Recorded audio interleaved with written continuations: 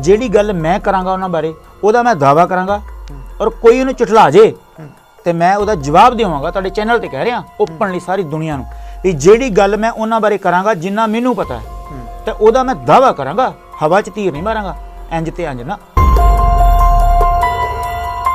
ਵੀ ਜਵਾਬ ਆਪਣੀ ਅਕਲ ਆਪਣੇ ਜਿਹੜੀ ਤੁਹਾਡੀ ਸੂਰਮਤਾਈ ਆ ਉਹਦੇ ਨਾਲ ਹਕੂਮਤ ਨੂੰ ਆਪਾਂ ਦਿੱਤੇ ਨੇ ਔਰ ਉਹ ਇਤਿਹਾਸ ਦੇ ਵਿੱਚ ਨੇ।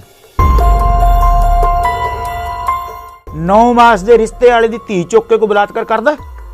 ਸਾਡੇ ਨਾਲ ਤਾਂ ਕੀਤੇ ਨੇ, ਫਿਰ ਸਾਡਾ 9 ਮਾਸ ਦਾ ਰਿਸ਼ਤਾ ਕੀ? ਇਹ ਨਖੇੜਾ ਸਾਡੇ ਨਾਲ ਖਾੜਕੂ ਮੂਵਮੈਂਟ ਕਰਕੇ ਹੋਇਆ। ਜਿੱਥੇ ਲੋਕਾਂ ਨੂੰ ਕਲਮ ਤੇ ਮੈਸੇਜ ਨਾਲ ਰਾਜ ਮਿਲੇ ਨੇ ਨਾ UN ਤੋਂ, ਉਹ ਲੋਕ ਇੱਥੋਂ ਦੀ ਗਵਰਨਮੈਂਟ ਤੇ ਇੱਥੋਂ ਦੇ ਬੰਦਿਆਂ ਵਰਗੇ ਬੇਈਮਾਨ ਪ੍ਰਸ਼ਾਸਨ ਨਹੀਂ ਹੈਗੇ। ਇਹ ਬਹੁ ਗਿਣਤੀ ਲੋਕਾਂ ਦੇ ਮੈਸੇਜ ਆਏ ਨੇ ਜਾਂ 40,000 ਤੋਂ ਵੱਧ ਜਾਂ 40 ਲੱਖ ਤੋਂ ਵੱਧ ਲੋਕਾਂ ਨੇ ਕਿਹਾ ਵੀ ਤੁਹਾਨੂੰ ਰਾਜ ਮਿਲਣਾ ਚਾਹੀਦਾ, ਦੇ ਦੇਗਾ ਸਾਨੂੰ ਗਵਰਨਮੈਂਟ ਰਾਜ? ਵੀ ਆਜ਼ਾਦੀ ਬੈਰਲ ਚੋਂ ਨਿਕਲੇਗੀ। ਜੇ ਅਸੀਂ ਦੁਨੀਆ ਦੇ ਅੰਦਰ ਇੱਕ ਰਾਜ ਦੀ ਪ੍ਰਵਿਰਤੀ ਲੈ ਕੇ ਆਉਣੀ ਹੈ ਤੇ ਕੀ ਸਾਨੂੰ ਪਾੜ ਕੇ ਵੱਖੋ ਵੱਖਰੇ ਹੋ ਕੇ ਲਿਆਵਾਂਗੇ, ਇਕੱਠੇ ਹੋ ਕੇ ਲਿਆਵਾਂਗੇ? ਮਿਸਾਲ ਇੱਕ ਕਿ ਜਦੋਂ ਵੀ ਰਾਜ ਆਇਆ ਐਵੇਂ ਆਇਆ ਸੀ। ਅਮਰੀਕਾ ਨੇ ਤਾਲਿਬਾਨ ਨਾਲ ਸਮਝੌਤਾ ਕੀਤਾ, ਉੱਥੇ ਚਾਦਰਿਆਂ ਦੇ ਪਰਨੇ ਵਾਲਿਆਂ ਨੇ ਆ ਕੇ ਸਮਝੌਤਾ ਕੀਤਾ ਔਰ ਟੇਬਲ ਦੇ ਉੱਤੇ ਸ਼ਾਨ ਨਾਲ ਬੈਠੇ ਨੇ ਸਾਰੇ ਔਰ ਦੁਨੀਆ ਦੀ ਸਭ ਤੋਂ ਵੱਡੀ ਤਾਕਤ ਉਹਨਾਂ ਦੇ ਸਾਹਮਣੇ ਬੈਠੀ ਵੀ ਹਾਂ ਤੁਸੀਂ ਸਾਡੇ ਬਰਾਬਰ ਦਿਓ, ਕਰੋ ਗੱਲ। ਇਹ ਗੱਲ ਕਿਵੇਂ ਆਈ ਆ? ਉਹ ਸਾਡਾ ਤਾਂ ਦੁਸ਼ਮਣ ਇਹਨਾਂ ਤਾਕਤਵਾਰੇ ਮੰਗਿਆ ਕਿੱਥੋਂ ਦੇ ਦੂਗਾ? ਮੰਗੀ ਚਲੋ ਸਾਰੀ ਉਮਰ। ਤੁਸੀਂ ਕਹੋਗੇ ਤੇ ਤੁਹਾਨੂੰ ਸਟੇਟ ਦੇ ਦੇਣਗੇ ਵੀ ਸਾਨੂੰ ਸਟੇਟ ਦੇ, ਸਾਨੂੰ ਖਾਲਿਸਤਾਨ ਚਾਹੀਦਾ, ਜਾਓ ਦਿੱਲੀ। ਤੇ ਤੁਸੀਂ ਬੰਦੂਕ ਤਾਣ ਦਿਓਗੇ, ਸਟੇਟ ਦੇ ਦੇਣਗੇ? ਤਾਣ ਕੇ ਵੇਖ ਲਿਆ? ਮਿਲੇ ਨੇ ਜੀ, ਨਹੀਂ ਤਾਣ ਕੇ ਵੇਖ ਨਹੀਂ ਲਈਆਂ।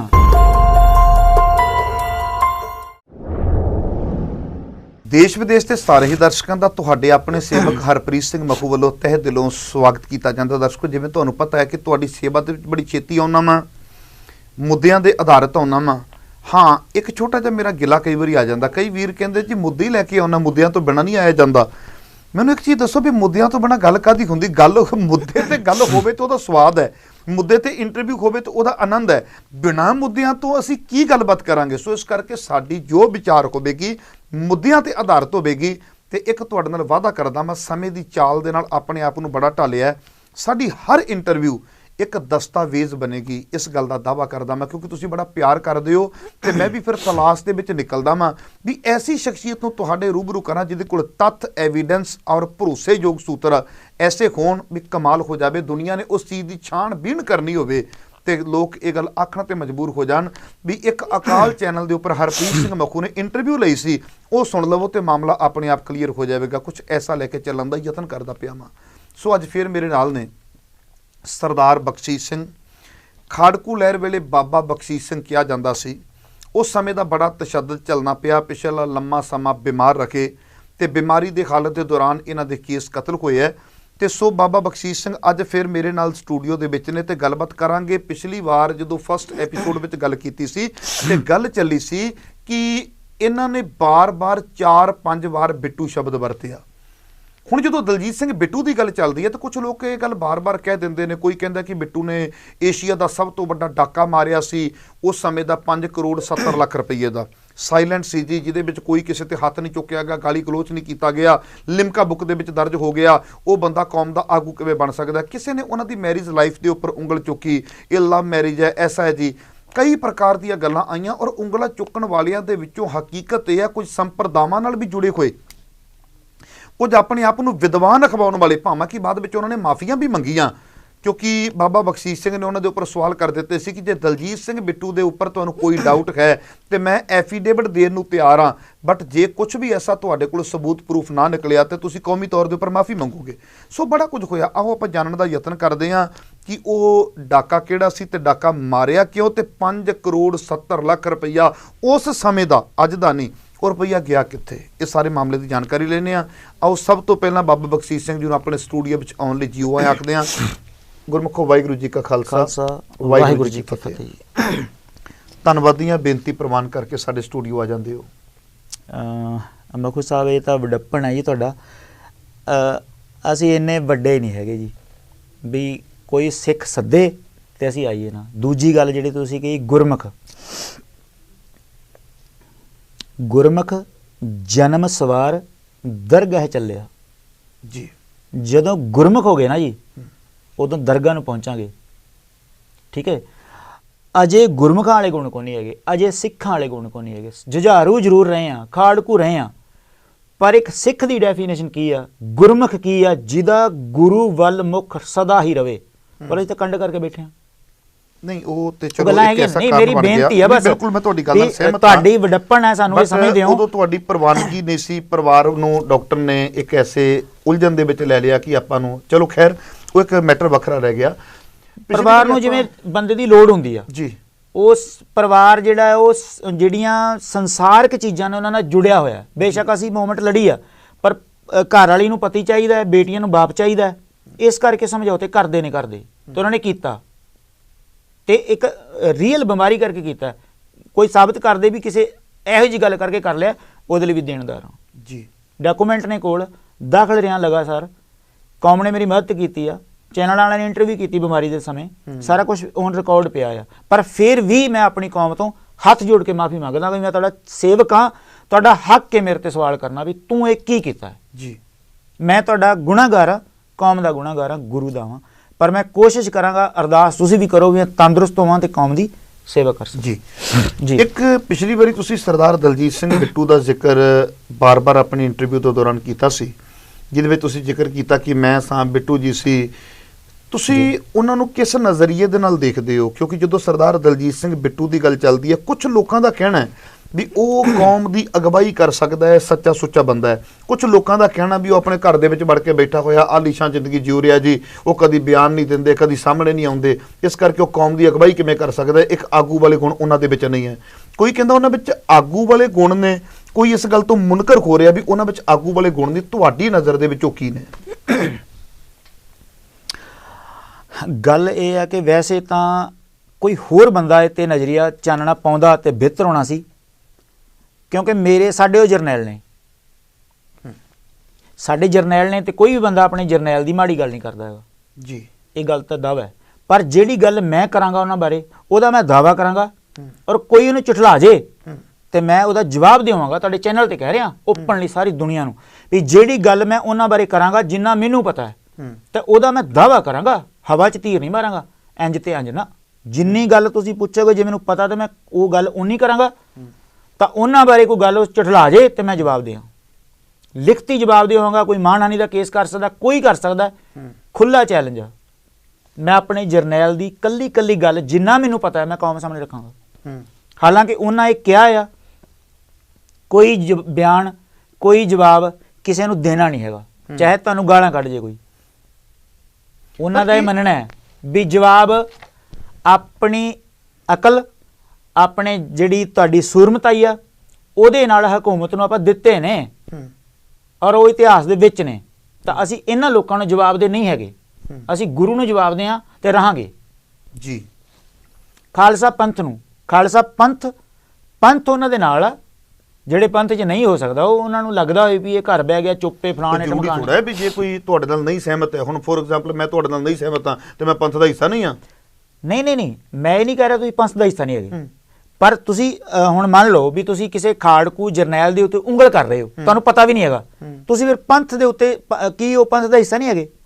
ਤੁਸੀਂ ਪੰਥ ਦਾ ਹਿੱਸਾ ਕਿਵੇਂ ਹੋ ਸਕਦੇ ਹੋ ਕਿ ਤੁਸੀਂ ਜਿਹੜੇ ਬੰਦੇ ਨੇ ਆਪਣੀ ਜ਼ਿੰਦਗੀ ਦੇ 35-40 ਸਾਲ ਆਪਣੀ ਕੌਮ ਲਈ ਲਾਤੇ, ਤੁਸੀਂ ਉੱਤੇ 1 ਮਿੰਟ 'ਚ ਉਹਨੂੰ ਜ਼ੀਰੋ ਕਰ ਦਿੰਦੇ ਹੋ, ਤਾਂ ਤੁਸੀਂ ਕੌਮ ਦਾ ਹਿੱਸਾ ਕਿਵੇਂ ਹੋ ਸਕਦੇ? ਤੁਸੀਂ ਤਾਂ ਕੌਮ ਦੇ ਖਿਲਾਫ ਹੋ। ਮੈਂ ਤਾਂ ਕਹਿਣਾ ਵੀ ਪੰਥ ਦਾ ਹਿੱਸਾ ਨਹੀਂ ਹੈਗੇ। ਨਹੀਂ, ਉਹ ਗੱਲ ਨਹੀਂ ਹੈ। ਮੈਂ ਪਹਿਲਾਂ ਗੱਲ ਕੀਤੀ, ਕੁਝ ਲੋਕਾਂ ਦਾ ਕਹਿਣਾ ਹੈ ਕਿ ਉਹਨਾਂ ਦੇ ਅੰਦਰ ਆ ਗੁਣ ਆਗੂ ਵਾਲੇ ਖੈਨ। ਕੁਝ ਲੋਕਾਂ ਦਾ ਕਹਿਣਾ ਵੀ ਉਹ ਬਿਆਨਬਾਜ਼ੀ ਵੀ ਨਹੀਂ ਕਰਦੇ। ਉਹ ਜਿਹੜੇ ਕੁਝ ਲੋਕ ਨੇ, ਬਹੁਤੇ ਲੋਕ ਅੱਜ ਕੱਲ ਐਵੇਂ ਆ, ਜਿਵੇਂ ਤੁਹਾਡੀ ਮੰਨ ਲਓ ਕੋਈ ਗੱਲ ਚੱਲ ਜਾਂਦੀ ਹੈ ਫੇਸਬੁੱਕ ਚੈਨਲ ਦੇ ਉੱਤੇ ਜਾਂ ਜਿੰਨੇ ਵੀ ਸੋਸ਼ਲ ਨੈਟਵਰਕਸ ਨੇ, ਉਹਦੇ ਉੱਤੇ ਥੱਲੇ ਕਮੈਂਟ ਪੜੇ ਜਾਂਦੇ ਨੇ। ਜੇ 20 ਬੰਦਿਆਂ ਨੇ ਭਾਈ ਮਖੂ ਨੂੰ ਕਹਿਤਾ ਵੀ ਇਹ ਤਾਂ ਬੜਾ ਮਾੜਾ ਹੈ, ਤੇ ਉਹ ਥੱਲੇ ਉਹਨੇ ਕਹਿੰਦਾ ਹਾਂਜੀ ਰਾਈਟ, ਹਾਂਜੀ ਰਾਈਟ। ਲਗਾਤਾਰ ਕਿਸੇ ਨੂੰ ਕੋਈ ਪਤਾ ਨਹੀਂ ਮਖੂ ਕੀ ਚੀਜ਼ ਆ, ਕਿਹੜੀ ਚੀਜ਼ ਨਾਲ ਖਾਦਾ ਜਾਂਦਾ, ਮਖੂ ਦਾ ਨਾਂ ਕੀ ਆ, ਕੌਣ ਹੈ, ਮਖੂ ਵਾਕਈ ਮਖੂ ਦਾ ਕਿ ਨਾ ਹੀ ਮਖੂ ਆ, ਕਿਸੇ ਨੂੰ ਕੋਈ ਪਤਾ ਨਹੀਂ ਕਿ ਮਖੂ ਦੇ ਹੋਰ ਵੀ ਬੰਦੇ ਹੋਏ ਨੇ, ਉਹਨਾਂ ਬਾਰੇ ਕਿਸੇ ਨੂੰ ਜਾਣਕਾਰੀ ਹੈਗੀ ਜਾਂ ਨਹੀਂ ਹੈਗੀ। ਤਾਂ ਉਹਨਾਂ ਨੇ ਥੱਲੇ ਵੇਖ ਕੇ ਜਿੱਧਰ ਜ਼ਿਆਦੀ ਜਨਤਾ ਉਧਰ ਦਾ ਕਮੈਂਟ ਕਰ ਦੇਣਾ, ਬਹੁ ਗਿਣਤੀ ਵਾਲੇ ਪਾਸੇ। ਇਹ ਸੰਸਾਰ ਦਾ ਰਵੱਈਆ ਆ, ਠੀਕ ਹੈ ਜੀ। ਪਰ ਗੁਰਬਾਣੀ ਕਹਿੰਦੀ ਹੈ ਨਿਵੇਂ ਸੋ ਗੌਰਾ ਹੋਏ, ਜਿਹੜੇ ਚ ਜਿਆਦੀ ਪਾਵਰ ਆ ਉਹਨੇ ਝੁਕਣਾ ਹੈ, ਜਿਹੜਾ ਹੌਲਾ ਉੱਪਰ ਉੱਠ ਜਾਂਦਾ ਹੈ। ਔਰ ਉਹ ਸਮਾਂ ਸਾਡੇ ਤੇ ਹੈ ਅੱਜ, ਹੌਲੇ ਉੱਪਰ ਨੇ। ਅਸੀਂ ਕਹਿੰਦੇ ਨਜ਼ਾਰੇ ਲਓ, ਕੋਈ ਗੱਲ ਨਹੀਂ, ਕੁੱਕੋ ਖਾਲਿਸਤਾਨ ਖਾਲਿਸਤਾਨ ਐਵੇਂ ਨਹੀਂ ਜੇ ਬਣਨਾ। ਸਿਰ ਦੇਣੇ ਪੈਣਗੇ, ਸਿਰ ਦੇਣੇ ਪੈਣੇ ਨੇ ਮਖੂ ਸਾਹਿਬ, ਘਰ ਛੱਡਣੇ ਪੈਣੇ ਨੇ, ਭੈਣਾਂ ਭਰਾ ਔਰਤਾਂ ਜੇਲ੍ਹਾਂ 'ਚ ਸੁੱਟਣੀਆਂ ਪੈਣੀਆਂ ਨੇ, ਤਾਂ ਇਹ ਮੰਜ਼ਿਲ ਹਾਸਲ ਹੋਣੀ ਆ। ਮੇਰੀ ਮੰਜ਼ਿਲੇ ਮਕਸੂਦ ਮੇਰੀ ਸਰ ਜ਼ਮੀਨੇ ਖਾਲਸਾ, ਇਹ ਦਲਜੀਤ ਸਿੰਘ ਬਿੱਟੂ ਨੇ ਬੁੱਕ ਲਿਖੀ ਸੀ ਇੱਕ, ਮੇਰੀ ਮੰਜ਼ਿਲੇ ਮਕਸੂਦ ਮੇਰੀ ਸਰ ਜ਼ਮੀਨੇ ਖਾਲਸਾ, ਠੀਕ ਹੈ ਜੀ। ਔਰ ਉਸ ਮੰਜ਼ਿਲ ਦੀ ਜਿਹੜੀ ਕਹਾਣੀ ਆ ਉਹ ਸ਼ੁਰੂ ਹੁੰਦੀ ਹੈ ਆਨੰਦਪੁਰ ਸਾਹਿਬ ਤੋਂ, ਔਰ ਆਨੰਦਪੁਰ ਸਾਹਿਬ ਤੋਂ ਸ਼ੁਰੂ ਹੋ ਕੇ ਉਹ ਜਾਂਦੀ ਆ ਚਮਕੌਰ ਦੀ ਕੱਚੀ ਗੜੀ 'ਚ, ਤੇ ਚਮਕੌਰ ਦੀ ਕੱਚੀ ਗੜੀ 'ਚ ਹੋ ਕੇ ਉਹ ਮਾਛੀਵਾੜੇ ਦੇ ਜੰਗਲਾਂ ਥਾਣੀ ਹੋ ਕੇ ਤਲਵੰਡੀ ਸਾਬੋਂ ਹੁਕਮਨਾਮਾ ਲਿਖ ਕੇ ਤੇ ਨੰਦੇੜ ਦੀ ਧਰਤੀ ਤੇ ਜਾਂਦੀ ਹੈ। ਉਹ ਪੜ੍ਹ ਕੇ ਫਿਰ ਵੇਖੋ ਕਿ ਖਾਲਸੇ ਦਾ ਅਸਲ ਜੀਵਨ ਕੀ ਆ। ਜ਼ੁਲਮ ਦੇ ਖਿਲਾਫ ਲੜਨਾ, ਜਿੰਨੀ ਸਮਰੱਥਾ ਹੈ ਉਹ ਸਮਰੱਥਾ ਦੇ ਮੁਤਾਬਕ ਅਸੀਂ ਲੜੇ ਆ ਭਾਈ। ਤਾਂ ਜੇ ਮੰਨ ਲਓ ਜ਼ਰੂਰੀ ਨਹੀਂ, ਪ੍ਰਾਪਤੀ ਕੀ ਹੈ ਜ਼ਰੂਰੀ ਨਹੀਂ, ਮੈਂ ਤੁਹਾਨੂੰ ਦੱਸਦਾ ਜ਼ਰੂਰੀ ਨਹੀਂ ਹੈਗਾ। ਬਹੁਤ ਲੋਕ ਨੇ, ਜਾਨਵਰ ਵੀ ਪਿੱਛੇ ਮੁੜ ਆਉਂਦੇ ਨੇ ਆਪਣੀ ਅਕਲ ਨਾਲ, ਜੇ ਉਹਨਾਂ ਦਾ ਅੱਗੇ ਨਾ ਟੱਪਿਆ ਜਾਏ ਤਾਂ, ਠੀਕ ਹੈ ਜੀ। ਅਸੀਂ ਗਵਾਇਆ ਬਹੁਤ ਕੁਝ ਤੇ ਖੱਟਿਆ ਵੀ ਬਹੁਤ ਕੁਝ। ਕੀ ਖੱਟਿਆ? ਅੱਜ ਦੁਨੀਆ ਦੇ ਵਿੱਚ ਸਿੱਖ ਕੌਮ ਦੇ ਨਿਆਰੇਪਣ ਨੂੰ ਉਘਾੜ ਕੇ ਸਾਹਮਣੇ ਖਾੜਕੂਆਂ ਨੇ ਲੈ ਕੇ ਆਂਦਾ। ਨਹੀਂ ਤਾਂ ਅਸੀਂ ਹਿੰਦੂ ਕੌਮ ਦਾ ਹਿੱਸਾ ਸਾਂ, ਸਾਰੇ ਸਮਝਦੇ ਨੇ ਹਿੰਦੂ ਹੀ ਨੇ। ਜਿੰਨੀਆਂ ਅਰਬ ਕੰਟਰੀਆਂ ਨੇ ਬਾਹਰ ਨੇ, ਉਸ ਸਮੇਂ ਹਿੰਦੂ ਸਿੱਖ ਇੱਕੋ ਹੀ ਚੀਜ਼ ਆ, ਕਿਉਂਕਿ ਜਿਸ ਹੱਥ ਜੋਰ ਕਰ ਵੇਖੈ ਸੋਏ, ਜਿਨ੍ਹਾਂ ਦੇ ਹੱਥ ਤਾਕਤ ਸੀ ਉਹਨਾਂ ਨੇ ਬੁੱਕਾਂ ਵੀ ਲਿਖੀਆਂ, ਉਹਨਾਂ ਨੇ ਕਲਮਾਂ ਵੀ ਚਲਾਈਆਂ, ਉਹਨਾਂ ਨੇ 9 ਮਾਸ ਦੇ ਰਿਸ਼ਤੇ ਵੀ ਦੱਸੇ। 9 ਮਾਸ ਦੇ ਰਿਸ਼ਤੇ ਵਾਲੇ ਦੀ ਧੀ ਚੁੱਕ ਕੇ ਕੋਈ ਬਲਾਤਕਾਰ ਕਰਦਾ? ਸਾਡੇ ਨਾਲ ਤਾਂ ਕੀਤੇ ਨੇ, ਫਿਰ ਸਾਡਾ 9 ਮਾਸ ਦਾ ਰਿਸ਼ਤਾ ਕੀ? ਇਹ ਨਖੇੜਾ ਸਾਡੇ ਨਾਲ ਖਾੜਕੂ ਮੂਵਮੈਂਟ ਕਰਕੇ ਹੋਇਆ। ਅਸੀਂ ਦੁਨੀਆ ਦੀ ਵੱਖਰੀ ਕੌਮ ਬਣੇ, ਸਾਨੂੰ ਦੁਨੀਆ ਦੀ ਨੰਬਰ 1 ਤਾਕਤ ਨੇ ਸੱਦਾ ਦਿੱਤਾ ਕਿ ਮੈਂ ਤੁਹਾਨੂੰ ਸਟੇ ਦੇਣਾ, ਮੇਰੇ ਕੋਲ ਆਓ। ਜੇ ਅਮਰੀਕਾ ਦੀ CIA ਏਜੰਸੀਆਂ ਵਰਗੀਆਂ ਤਾਕਤਾਂ ਸਾਨੂੰ ਕਹਿੰਦੀਆਂ ਨੇ ਸਾਡੇ ਘਰ ਆ ਕੇ ਤੁਸੀਂ ਰਹਿ ਸਕਦੇ ਹੋ, ਕਿਉਂ ਰਹਿ ਸਕਦੇ ਹੋ? ਕਿ ਤੁਹਾਨੂੰ ਲੋਕੀ ਉੱਥੇ ਰਹਿਣ ਨਹੀਂ ਦਿੰਦੇ, ਤੁਹਾਨੂੰ ਸਰਕਾਰ ਤੰਗ ਕਰਦੀ, ਤੁਹਾਨੂੰ ਮਾਰਦੀ ਆ, ਤਾਂ ਹੀ ਕੋਈ ਦੂਜਾ ਬੰਦਾ ਸਾਨੂੰ ਸਟੇ ਦੇਗਾ। ਇਹਦਾ ਮਤਲਬ ਮੁਲਕ ਸਾਡੀ ਸਹਿਮਤ ਸਨ ਸਾਡੇ ਨਾਲ, ਸਾਡੀ ਕੌਮ ਨਾਲ, ਜਿਹੜਾ ਸਟੈਪ ਚੁੱਕਿਆ ਉਹਦੇ ਨਾਲ ਸਨ, ਤਾਂ ਸਾਨੂੰ ਜਗ੍ਹਾ ਦਿੱਤੀ ਹੈ ਬਹਿਣ ਲਈ, ਨਹੀਂ ਧੱਕੇ ਮਾਰ ਕੇ ਨਾ ਕੱਢ ਦਿੰਦੇ। ਧੱਕੇ ਮਾਰ ਕੇ ਕੱਢਦੇ ਸਾਨੂੰ। ਅਸੀਂ ਦੱਸਿਆ ਸਾਡਾ ਅਕਾਲ ਤਖਤ ਵੱਖਰਾ ਹੈ, ਸਾਡੇ ਰੀਤੀ ਰਿਵਾਜ ਵੱਖਰੇ ਨੇ, ਸਾਡਾ ਸਿਸਟਮ ਵੱਖਰਾ ਹੈ, ਅਸੀਂ ਸਾਡੀ ਕੌਮ ਵੱਖਰੀ ਹੈ, ਨਿਆਰੀ ਹੈ। ਰੋਣਾ ਰੋਈਓ ਸਾਰੀ ਉਮਰ, ਤੁਸੀਂ ਪਹਿਲਾਂ ਹਿੰਦੂ ਹੁੰਦੇ ਸੋ, ਹੋਵਾਂਗੇ। ਅੱਜ ਦੱਸੋ ਅਸੀਂ ਕੀ ਆ?